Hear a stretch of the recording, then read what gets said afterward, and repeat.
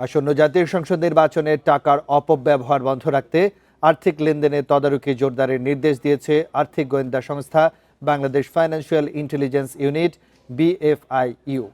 এজন্য mobile banking প্রতিষ্ঠান, mobile financial service, MFS ও ব্যাংকগুলোকে আলাদা করে নির্দেশনা পাঠানো হয়েছে।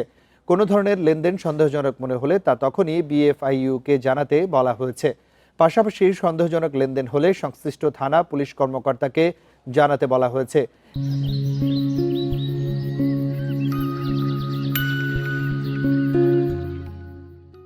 এ নিয়ে BFIU ও বাংলাদেশ ব্যাংক পৃথক প্রজ্ঞাপন জারি করেছে।